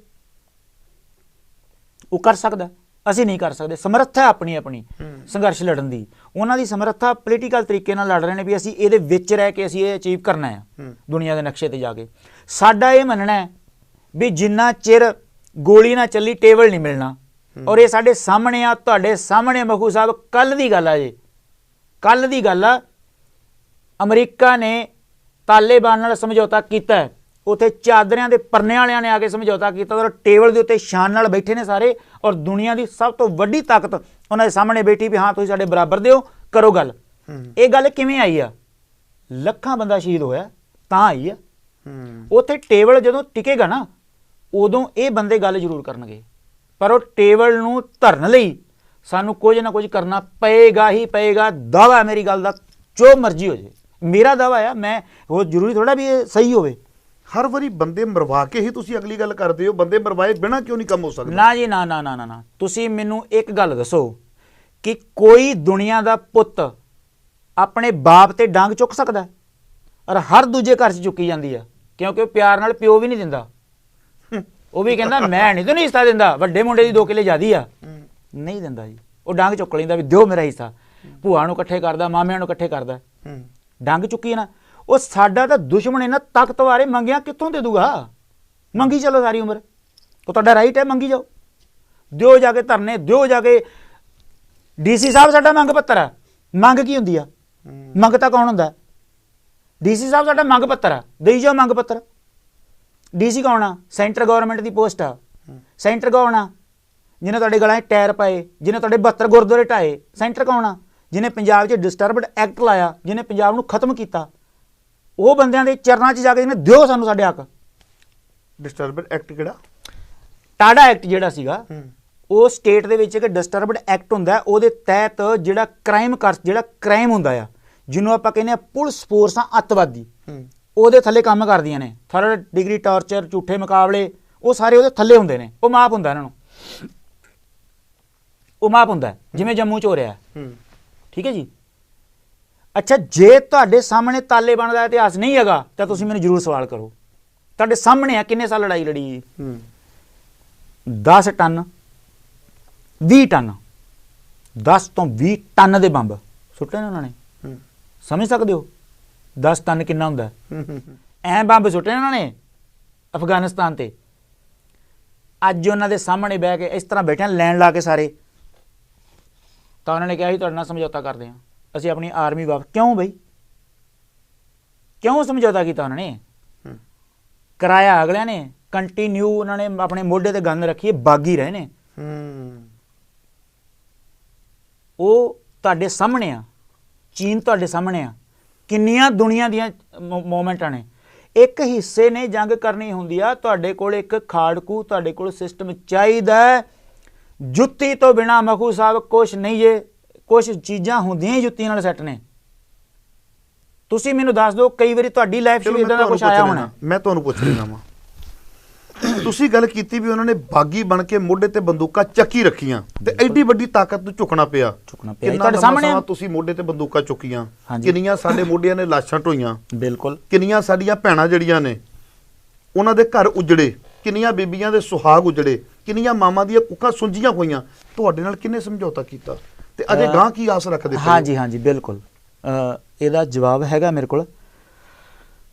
ਮੈਂ ਤੁਹਾਨੂੰ ਪਹਿਲਾਂ ਕਿਹਾ ਇਹ ਗੱਲ ਬਈ ਇੱਕ ਆਪਣੇ ਪਰਿਵਾਰ ਦੇ ਵਿੱਚੋਂ ਜਿਹਦਾ ਤੁਹਾਡਾ ਜਨਮ ਅਧਿਕਾਰ ਮਤਲਬ ਕਿ ਤੁਹਾਡਾ ਹੱਕ ਹੈ ਕਿ ਮੈਨੂੰ ਪਿਓ ਦੀ ਸੰਪਤੀ ਮਿਲਣੀ ਮੇਰਾ ਹੱਕ ਹੈ, ਦਾਅਵਾ ਆ। ਸਰਕਾਰ ਪਿਓ ਮਰ ਜੇ ਤੇ ਆਟੋਮੈਟਿਕ ਹੀ ਨਾ ਹੋ ਜਾਂਦੀ ਹੈ ਜ਼ਮੀਨ। ਉਹ ਲੈਣ ਲਈ ਤੁਹਾਨੂੰ ਕਿਉਂ ਲੜਾਈ ਕਰਨੀ ਪਵੇ? ਕਿਉਂ ਲੜਾਈ ਕਰਨੀ ਪਏ ਤੁਹਾਨੂੰ ਕਿ ਆਪਣੇ ਹੱਕ ਲੈਣ ਲਈ ਤੁਹਾਨੂੰ ਲੜਾਈ ਕਰਨੀ ਪਈ ਜਿਹੜਾ ਤੁਹਾਡਾ ਹੱਕ ਬਣਦਾ। ਅਸੀਂ ਆਪਣੇ ਹੱਕ ਲਈ ਲੜਨਾ। ਜ਼ਰੂਰੀ ਨਹੀਂ ਕਿ 10 ਸਾਲ 'ਚ 20 ਸਾਲ 'ਚ 50 ਸਾਲ 'ਚ ਇੱਕ ਸਰਕਾਰ ਤੋਂ ਹੱਕ ਲੈਣਾ, ਅਸੀਂ ਕਿਸੇ ਪਰਿਵਾਰ ਤੋਂ ਨਹੀਂ ਲੈਣਾ। ਜਿਹੜੀ ਦੁਨੀਆ ਦੀ ਚੌਥੀ ਤਾਕਤ ਆਪਣੇ ਆਪ ਨੂੰ ਮੰਨਦੇ ਨੇ, ਜਿਹੜੀ ਐਟਮੀ ਪਾਵਰ ਆ, ਲੋਕਾਂ ਨਾਲ ਹੱਕ ਦੇ ਦੇਣਗੇ। ਬਿਲਕੁਲ। ਅਸੀਂ ਉਸ ਕਗਾਰ ਦੇ ਉੱਤੇ ਪਹੁੰਚੇ ਵੀ ਹਾਂ, ਪਰ ਕੁਝ ਸਮੇਂ ਦੇ ਹਾਲਾਤਾਂ ਨਾਲ ਘਾਟਾਂ ਰਹੀਆਂ ਨੇ। ਇੱਕ ਪਾਸੇ ਸਰਕਾਰ ਕੋ ਹੱਕ ਲੈਣੇ, ਇੱਕ ਦੂਜੇ ਪਾਸੇ ਬੰਦੂਕਾਂ ਤਾਣ ਕੇ ਲੋਕਾਂ ਨਾਲ। ਬਿਲਕੁਲ ਜੀ। ਕਿਵੇਂ ਦੇ ਦੇਣਗੇ ਤੁਹਾਨੂੰ? ਹੁਣ ਮਖੂ ਸਾਹਿਬ ਇਹ ਤਾਂ ਅੱਜ ਜਿਹੜੇ ਹਾਲਾਤਾਂ 'ਚ ਆਪਾਂ ਇਹ ਗੁਲਾਮੀ ਦੀ ਨਿਸ਼ਾਨੀ ਆ। ਅਸੀਂ ਗੁਲਾਮ ਮਾਨਸਿਕਤਾ ਦੇ ਵਿੱਚ ਜਾ ਰਹੇ ਹਾਂ ਤਾਂ ਸਾਨੂੰ ਲੱਗਦਾ ਵੀ ਤਾਕਤ ਬੜੀ ਵੱਡੀ ਆ, ਅੰਗਰੇਜ਼ਾਂ ਨਾਲ ਵੱਡੀ ਆ। ਦੱਸੋ ਚਲੋ, ਜਿਹਦੇ ਰਾਜ ਦੇ ਵਿੱਚ ਸੂਰਜ ਨਹੀਂ ਡੁੱਬਦਾ ਉਹ ਇੱਥੋਂ ਕਿਵੇਂ ਗਏ ਨੇ? ਚਰਖੇ ਨਾਲ। ਜੇ ਗਏ ਨਾ ਤਾਂ ਦੱਸੋ। ਪਰ ਉਹਦਾ ਕਾਰਨ ਉਹ ਵੀ ਨਹੀਂ ਜੋ ਤੁਸੀਂ ਸਾਰੇ ਦੱਸਦੇ ਪਏ ਹੋ। ਦੱਸੋ। ਹਾਂ, ਕੀ ਕਾਰਨ ਸੀ? ਉਹਦਾ ਕਾਰਨ ਤੁਹਾਨੂੰ ਵੀ ਸਭ ਨੂੰ ਪਤਾ, ਕਲੀਅਰ ਹੈ। ਨਹੀਂ ਦੱਸੋ। ਅੱਜ ਦਾ ਆਪਣਾ ਇਹ ਟੌਪਿਕ ਨਹੀਂ ਹੈ, ਬਟ ਕੀ ਤੁਹਾਨੂੰ ਕੀ ਲੱਗਦਾ ਪਿਆ ਵੀ ਆਪਣੇ ਕਰਕੇ ਗਏ ਆ, ਬੰਦੂਕਾਂ ਚੱਕਣ ਕਰਕੇ ਗਏ ਆ? ਜੇ ਇੰਡੀਆ ਦੇ ਵਿੱਚੋਂ ਉਹ ਇਸ ਕਰਕੇ ਗਏ ਤਾਂ ਬਾਕੀ ਜਿਹੜੀਆਂ ਕੰਟਰੀਆਂ ਉਹਨਾਂ ਨੇ ਵਿਹਲੀਆਂ ਕੀਤੀ, ਉਹਦਾ ਕਾਰਨ ਕੀ ਹੈ? ਨਹੀਂ ਜੀ ਨਹੀਂ, ਸਾਰੇ ਥਾਵਾਂ ਤੇ ਉਹਨਾਂ ਦਾ ਵਿਰੋਧ ਹੋਇਆ, ਇੱਕ ਥਾਂ ਥੋੜਾ ਹੋਇਆ ਜੀ। ਅੱਛਾ, ਵਿਰੋਧ ਤਾਂ ਕਰਕੇ ਛੱਡ ਕੇ ਜਿਹੜੀ ਮੈਂ ਤੁਹਾਡੇ ਨਾਲ ਪਹਿਲਾਂ ਗੱਲ ਜਦੋਂ ਰਾਜ ਕਰਨਾ ਆਇਆ ਸੀ ਉਦੋਂ ਵਿਰੋਧ ਨਹੀਂ ਸੀ ਹੋਇਆ ਉਹਨਾਂ ਦਾ? ਨਹੀਂ, ਉਸ ਲੈਵਲ ਤੇ ਨਹੀਂ ਸੀ ਹੈਗਾ, ਬਿਲਕੁਲ ਨਹੀਂ ਸੀ ਹੈਗਾ। ਉਦੋਂ ਲੋਕਾਂ ਦੇ ਗਲਾਂ ਜਿਵੇਂ ਮਰਜ਼ੀ ਕਰ ਰਿਹਾ, ਰਾਜ ਕਰ ਰਿਹਾ, ਲੋਕਾਂ ਨੇ ਬੰਦੂਕਾਂ ਚੱਕ ਕੇ ਛੱਡ ਕੇ ਚਲੇ ਗਏ। ਨਹੀਂ, ਇਹ ਗੱਲ ਨਹੀਂ ਹੈਗੀ ਬਿਲਕੁਲ। ਵੇਖੋ, ਰਾਜ ਵੀ ਜਿਹੜਾ ਸੀਗਾ, ਮੈਂ ਤੁਹਾਨੂੰ ਪਹਿਲੀ ਗੱਲ ਦੱਸਣਾ ਵੀ ਅੰਗਰੇਜ਼ਾਂ ਦਾ ਬੜਾ ਵੱਡਾ ਰਾਜ ਸੀ, ਪਰ ਤੁਹਾਨੂੰ ਫਿਰ ਤੁਸੀਂ ਦੱਸੋ ਕਾਰਨ ਕਿਉਂ ਗਏ ਨੇ? ਮੇਰਾ ਸਵਾਲ ਆ, ਤੁਸੀਂ ਦੱਸੋ ਅੰਗਰੇਜ਼ ਕਿਉਂ ਗਏ ਨੇ? ਐਵੇਂ ਤੁਰ ਗਏ ਨਹੀਂ? ਸਾਡੇ ਨਾਲ ਬਕਾਇਦਾ ਇੰਟਰਵਿਊ ਹੋਈ ਹੈ, ਇੱਥੇ ਸਟੂਡੀਓ ਦੇ ਵਿੱਚ ਹੋਈ ਹੈ। ਉਹਨਾਂ ਦੇ ਜਾਣ ਦਾ ਕੀ ਕਾਰਨ ਹੈ, ਵਿਦ ਐਵੀਡੈਂਸ ਗੱਲ ਹੋ ਗਈ ਹੈ। ਉਹਨੂੰ ਗੱਲ ਨੂੰ ਅੱਜ ਮੈਂ ਦੁਬਾਰਾ ਰੱਖਾਂਗਾ, ਉਹਦਾ ਆਨੰਦ ਨਹੀਂ ਆਏਗਾ, ਬਟ ਚਲੋ ਖੈਰ ਤੁਸੀਂ ਆਪਣੀ ਗੱਲ ਕਰੋ। ਕੋਈ ਗੱਲ ਨਹੀਂ। ਪਰ ਵੇਖੋ ਮਖੂ ਸਾਹਿਬ, ਮੇਰਾ ਇਹ ਨਜ਼ਰੀਆ ਹੈ, ਆਪਣੀ ਫਾਈਲ ਤੇ ਲਿਖ ਲਓ। ਤੁਸੀਂ ਮੰਨੋ ਜਾਂ ਨਾ ਮੰਨੋ, ਤੁਹਾਡਾ ਨਜ਼ਰੀਆ ਹੋ ਸਕਦਾ, ਤੁਹਾਡੀ ਹੈਸੀਅਤ ਆ, ਤੁਸੀਂ ਮੇਰੇ ਤੋਂ ਸਵਾਲ ਕਰ ਸਕਦੇ ਹੋ, ਤੁਹਾਡਾ ਧਰਮ ਹੈ। ਮੇਰਾ ਇਹ ਧਰਮ ਹੈ, ਮੈਨੂੰ ਜੋ ਚੰਗਾ ਲੱਗਦਾ ਜਾਂ ਜੋ ਮੈਂ ਲੜਿਆ ਵਾਂ ਤੇ ਮੈਂ ਉਹਦਾ ਪੱਖ ਰੱਖਾਂਗਾ, ਮਜ਼ਬੂਤੀ ਨਾਲ ਰੱਖਾਂਗਾ। ਔਰ ਮੇਰਾ ਇਹ ਦਾਅਵਾ ਹੈ, ਕਿਉਂਕਿ ਜਿਹੜੀ ਕੱਲ ਦੀ ਚੀਜ਼ ਹੈ ਨਾ, ਉਹਦੇ ਬਾਰੇ ਆਪਾਂ ਕੋਈ ਦਾਅਵਾ ਕਰਨੇ, ਉਹ ਇਤਿਹਾਸ ਦੇ ਪੱਖ ਲੈ ਕੇ ਕਰਨੇ ਆ। ਪਰ ਕੱਲ ਵਾਲੀ ਚੀਜ਼ ਨੂੰ ਕੋਈ ਮੰਨੇਗਾ ਤਾਂ ਨਾ ਜੇ ਹੋਏਗੀ ਤਾਂ ਉਦੋਂ ਪਹਿਲਾਂ ਤਾਂ ਨਹੀਂ ਹੋ ਸਕਦਾ, ਮੰਨ ਸਕਦਾ ਕੋਈ। ਹੁਣ ਉਹਨੂੰ ਮੈਂ ਨਹੀਂ ਮਨਾ ਸਕਦਾ, ਪਰ ਮੇਰਾ ਇਹ ਮੰਨਣਾ ਜ਼ਰੂਰ ਆ ਬਈ ਬੈਰਲ ਚੋਂ ਹੀ ਆਜ਼ਾਦੀ ਨਿਕਲੇਗੀ, ਉਂਝ ਨਹੀਂ ਨਿਕਲਦੀ। ਮੰਗਿਆਂ ਰਾਜ ਨਹੀਂ ਮਿਲਦੇ, ਇਹ ਨਾਰਾ ਆ ਦੁਨੀਆ ਦਾ। ਥਾਲੀ 'ਚ ਪਾ ਕੇ ਹੱਕ ਨਹੀਂ ਮਿਲਦੇ, ਹੱਕ ਤਾਂ ਲੜ ਕੇ ਹੀ ਲੈਣੇ ਪੈਣੇ ਨੇ ਜੀ। ਤੁਹਾਨੂੰ ਮੈਂ ਦੱਸਣਾ ਜੀ, ਸੁਣੋ ਮੇਰੀ ਗੱਲ। ਜਿਹੜੀ ਆਪਾਂ ਅੰਗਰੇਜ਼ ਦੀ ਵੀ ਗੱਲ ਕਰਨੇ, ਉਹ ਤੁਹਾਡੇ ਵਾਲਾ ਇੱਕ ਪੱਖ ਆ ਵੀ ਸਾਡੇ ਸਾਹਮਣੇ ਹੈ ਕੌਣ ਆ। ਸਾਡੇ ਸਾਹਮਣੇ ਇੱਕ ਪੜ੍ਹਿਆ ਲਿਖਿਆ ਇਮਾਨਦਾਰ ਸ਼ਾਸਕ ਆ, ਜਾਂ ਸਾਡੇ ਸਾਹਮਣੇ ਕਰਪਟ ਤੇ ਬੇਈਮਾਨ ਸ਼ਾਸਕ ਆ। ਕਰਪਟ ਤੇ ਬੇਈਮਾਨ ਸ਼ਾਸਕ ਕੋਲੋਂ ਤੁਸੀਂ ਪਿਆਰ ਨਾਲ ਚੀਜ਼ ਲੈ ਨਹੀਂ ਸਕਦੇ। ਜੇ ਅੰਗਰੇਜ਼ਾਂ ਨੂੰ ਇਹ ਗੱਲ ਦਾ ਪਤਾ ਲੱਗ ਗਿਆ ਵੀ ਇਹ ਦੁਨੀਆ ਜਿਹੜੀ ਇਸ ਖਿੱਤੇ ਦੀ ਆ, ਇਹ ਸਾਡਾ ਵਿਰੋਧ ਕਰਦੀ ਆ, ਇਹ ਸਾਡੇ ਨਾਲ ਲੜ ਰਹੇ ਨੇ, ਸਾਨੂੰ ਮਾਰ ਰਹੇ ਨੇ, ਇਹਦਾ ਮਤਲਬ ਇਹ ਬਹੁਤ ਜ਼ਿਆਦਾ ਦੁਖੀ ਨੇ, ਫਾਂਸੀਆਂ ਤੱਕ ਚੜ ਗਏ ਨੇ, ਉਹਨਾਂ ਨੇ ਮਹਿਸੂਸ ਕੀਤਾ ਹੈ। ਇਹ ਹੁਣ ਐਡੀ ਛੇਤੀ ਮਹਿਸੂਸ ਨਹੀਂ ਕਰਨਗੇ, ਇਹਦੇ ਲਈ ਸਾਨੂੰ ਲੰਮਾ ਸਮਾਂ ਜੰਗ ਲੜਨੀ ਪੈਣੀ ਹੈ। ਸਾਡੇ ਸਾਹਮਣੇ ਇੱਕ ਬੜੀ ਵੱਡੀ ਤਾਕਤ ਆ, ਜਿਹੜੀ ਬੇਈਮਾਨ ਕਰਪਟ ਤਾਕਤ ਆ, ਉਹਦੇ ਨਾਲ ਐਡੀ ਛੇਤੀ ਨਹੀਂ। ਤੁਸੀਂ ਮੈਨੂੰ ਸਮਝ ਨਹੀਂ ਆਉਂਦੀ ਹੈਗੀ, ਤੁਸੀਂ ਕਹੋਗੇ ਤੇ ਤੁਹਾਨੂੰ ਸਟੇਟ ਦੇ ਦੇਣਗੇ ਵੀ ਸਾਨੂੰ ਸਟੇਟ ਦੇ, ਸਾਨੂੰ ਖਾਲਿਸਤਾਨ ਚਾਹੀਦਾ, ਜਾਓ ਦਿੱਲੀ। ਤੇ ਤੁਸੀਂ ਬੰਦੂਕ ਤਾਣ ਦਿਓਗੇ, ਸਟੇਟ ਦੇ ਦੇਣਗੇ? ਤਾਣ ਕੇ ਵੇਖ ਲਈਆਂ ਮਿਲੇ ਨੇ ਜੀ? ਨਹੀਂ, ਤਾਣ ਕੇ ਵੇਖ ਨਹੀਂ ਲਈਆਂ। ਕੀ ਤੁਹਾਨੂੰ ਲੱਗਦਾ ਆ ਵੀ ਜਿਸ ਕੌਮ ਦੱਸੋ ਨਾ ਫਿਰ ਮੈਂ ਦੱਸਦਾ, ਜਿਹੜੇ ਸਟੇਟ ਦੇ ਕੋਲ ਐਡੀ ਵੱਡੀ ਪਾਵਰ ਆ ਵੀ ਉਹ ਤੁਹਾਨੂੰ ਇੱਕ ਸਦੀ, ਇੱਕ ਦਹਾਕਾ ਤੁਸੀਂ ਸੰਘਰਸ਼ ਲੜਿਆ, ਤੁਹਾਡਾ ਕੁਝ ਬੰਦੇ ਤੁਹਾਡੇ ਜਿਹੜੇ ਸ਼ਹੀਦ ਹੋ ਗਏ ਨੇ, ਜਾਂ ਤੁਸੀਂ ਜ਼ੁਲਮ ਸਹਿ ਲਿਆ ਤਾਂ ਤੁਹਾਨੂੰ ਰਾਜ ਮਿਲ ਜਾਏ, ਇੰਨਾ ਸੌਖਾ ਥੋੜਾ? ਔਖਾ ਤੇ ਹੈ ਹੀ ਆ। ਆਪਣਾ ਮੁਲਕ ਲੈਣਾ ਹੈ, ਕੋਈ ਦੋ ਕਨਾਲਾ ਪੈਲੀ ਥੋੜੀ ਲੈਣੀ ਹੈ। ਮੁਲਕ ਲੈਣਾ, ਮੁਲਕ ਜਿਹਦੀ ਇੱਕ ਵੱਖਰੀ ਕਰੰਸੀ ਹੋਏਗੀ, ਵੱਖਰਾ ਸਿਸਟਮ ਹੋਏਗਾ, ਵੱਖਰੀ ਫੌਜ ਹੋਏਗੀ, ਸਾਰਾ ਕੁਝ ਵੱਖਰਾ ਹੋਏਗਾ ਤੇ ਐਡੀ ਛੇਤੀ ਨਹੀਂ ਜੇ ਮਿਲਣਾ। ਉਹਦੇ ਲਈ ਸਮਾਂ ਲੱਗੇਗਾ ਮਖੂ ਸਾਹਿਬ। ਬਾਕੀ ਇਹ ਆ ਵੀ ਮੈਂ ਆਪਣੇ ਕੱਦ ਮੁਤਾਬਕ ਗੱਲ ਕਰ ਸਕਣਾ, ਜਿੰਨਾ ਮੇਰਾ ਕੱਦ ਆ ਮੈਂ ਉਨੀ ਗੱਲ ਕਰ ਸਕਦਾ ਜਿੰਨੀ ਮੈਨੂੰ ਸਮਝ ਆ। ਮੈਨੂੰ ਇੰਨੀ ਸਮਝ ਆ ਬਸ ਜੀ। ਦਿਲ ਦੀਆਂ ਗਹਿਰਾਈਆਂ ਤੋਂ ਤੁਹਾਡੇ ਧੰਨਵਾਦੀ ਹਾਂ ਜੀ। ਸੋ ਦੋਸਤੋ, ਇਹ ਸਨ ਸਰਦਾਰ ਬਖਸ਼ੀਸ਼ ਸਿੰਘ ਜੀ, ਜਿਨ੍ਹਾਂ ਨੇ ਲੰਮਾ ਸਮਾਂ ਸੰਘਰਸ਼ ਲੜਿਆ ਤੇ ਇਹਨਾਂ ਨੇ ਉਸ ਸਮੇਂ ਦੀ ਇੱਕ ਪ੍ਰਾਪਤੀ ਬੜੇ ਬਾਖੂਬੀ ਢੰਗ ਦੇ ਨਾਲ ਬਿਆਨੀ ਵੀ ਹੈ ਔਰ ਕਿਤੇ ਨਾ ਕਿਤੇ ਉਹ ਜਾਇਜ਼ ਲੱਗਦੀ ਵੀ ਹੈ। ਕਹਿੰਦੇ ਕਿ ਕਿਸੇ ਵੇਲੇ ਲੋਕਾਂ ਦਾ ਬੜਾ ਵੱਡਾ ਭੁਲੇਖਾ ਹੁੰਦਾ ਸੀ ਵੀ ਹਿੰਦੂ ਸਿੱਖ, ਹਾਂ ਇਹ ਸਾਰੇ ਹਿੰਦੂ ਹੀ ਨੇ, ਇਹ ਕੋਈ ਸਿੱਖ ਉਹਨਾਂ ਦੇ ਵਿੱਚੋਂ ਹੀ ਨੇ, ਜੇ ਕੋਈ ਕੇਸ ਰੱਖ ਲੈਂਦੇ ਉਹ ਸਿੱਖ ਬਣ ਜਾਂਦੇ ਨੇ। ਤੇ ਇੱਥੋਂ ਤੱਕ ਵੀ ਅਡਵਾਨੀ ਨੇ ਆਪਣੀ ਕਿਤਾਬ ਮਾਈ ਕੰਟਰੀ ਮਾਈ ਲਾਈਫ ਦੇ ਵਿੱਚ ਕੇਸਾਧਾਰੀ ਹਿੰਦੂ ਵੀ ਲਿਖ ਦਿੱਤਾ ਸੀ। ਔਰ ਕਈਆਂ ਨੇ ਇਸ ਤਰੀਕੇ ਨਾਲ ਵੀ ਕਹਿ ਦਿੱਤਾ ਸੀ ਕਿ ਸਾਡੇ ਜਿਹੜੇ ਦੇਵੀ ਦੇਵਤੇ ਸੀ ਜੀ ਉਹ ਵਾਲ ਨਹੀਂ ਸੀ ਕਟਾਉਂਦੇ ਹੁੰਦੇ, ਇਹ ਉਹਨਾਂ ਦੇ ਹੀ ਫਾਲੋਅਰਸ ਨੇ, ਇਹ ਵਾਲ ਨਹੀਂ ਕਟਾਉਂਦੇ। ਉਦੋਂ ਆਪਣੇ ਆਪ ਨੂੰ ਨਹੀਂ ਕਿਹਾ ਵੀ ਅਸੀਂ ਉਹਨਾਂ ਨੂੰ ਫੋਲੋ ਨਹੀਂ ਕਰਦੇ, ਨਹੀਂ, ਉਦੋਂ ਉਹਨਾਂ ਨੇ ਬੜੇ ਢੰਗ ਦੇ ਵਿੱਚ ਸਾਨੂੰ ਉਸ ਦੇ ਨਾਲ ਜੋੜਨ ਦਾ ਯਤਨ ਕੀਤਾ। ਬਟ ਇਹ ਦੁਨੀਆ ਦੀ ਇੱਕ ਹਕੀਕਤ ਹੈ ਕਿ 84 ਵੇਲੇ ਸਾਡਾ ਜੋ ਨੁਕਸਾਨ ਹੋਇਆ, ਮੈਂ ਆਪ ਕਹਿ ਰਿਹਾ ਵੀ ਅਣਚਿਤਵਿਆ ਕਹਿਰ ਹੋਇਆ, ਤੀਜਾ ਘੱਲੂਘਾਰਾ ਹੋਇਆ, ਬਿਆਨ ਕਥਨ ਕਹਿਣ ਤੋਂ ਬੜੀ ਪਰਾਂ ਹੋ ਗਿਆ। ਬਟ ਫਿਰ ਵੀ ਮੇਰੇ ਖਿਆਲ ਦੁਨੀਆ ਨੂੰ ਇੱਕ ਜ਼ਰੂਰ ਸਮਝ ਪੈ ਗਈ, ਪੂਰੇ ਵਰਲਡ ਦੇ ਅੰਦਰ ਇੱਕ ਮੈਸੇਜ ਜ਼ਰੂਰ ਚਲਾ ਗਿਆ ਵੀ ਹਾਂ, ਸਿੱਖ ਤੇ ਹਿੰਦੂ ਇਹ ਵੱਖੋ ਵੱਖਰੇ ਨੇ, ਇਹ ਇੱਕੋ ਜਿਹੇ ਨਹੀਂ ਹੈ। ਕਿਉਂਕਿ ਜੇ ਇਹਨਾਂ ਦੇ ਗਲਾਂ ਦੇ ਵਿੱਚ ਕੀ ਟਾਇਰ ਪੈਂਦਾ ਹੈ, ਇਹਨਾਂ ਦਾ ਘਰ ਕੀ ਫੂਕਿਆ ਜਾਂਦਾ ਹੈ, ਇਹਨਾਂ ਦੀਆਂ ਧੀਆਂ ਭੈਣਾਂ ਨਾਲ ਕੀ ਰੇਪ ਹੁੰਦਾ ਹੈ, ਬਟ ਜੇ ਨਾਲ ਦਾ ਘਰ ਹਿੰਦੂ ਦਾ ਹੈ ਉਹਦੇ ਨਾਲ ਕੁਝ ਨਹੀਂ ਹੁੰਦਾ, ਨਾਲ ਦਾ ਘਰ ਮੁਸਲਮਾਨ ਦਾ ਹੈ ਉਹਦੇ ਨਾਲ ਕੁਝ ਨਹੀਂ ਹੁੰਦਾ, ਬਕਾਇਦਾ ਇਹਨਾਂ ਨੂੰ ਕੀ ਨਿਸ਼ਾਨਾ ਬਣਾਇਆ ਜਾਂਦਾ ਹੈ। ਤੇ ਇਹ ਗੱਲ ਕਲੀਅਰ ਹੈ ਕਿ ਇਹ ਹਿੰਦੂ ਨਹੀਂ ਹੈ, ਇੱਕ ਵੱਖਰੀ ਕੌਮ ਹੈ। ਇਹਦਾ ਇੱਕ ਦੂਸਰਾ ਜਿਹੜਾ ਸੁਨੇਹਾ ਗਿਆ ਸਾਨੂੰ ਉਹ ਵੀ ਥੋੜਾ ਦੇਖ ਲੈਣਾ ਚਾਹੀਦਾ ਹੈ।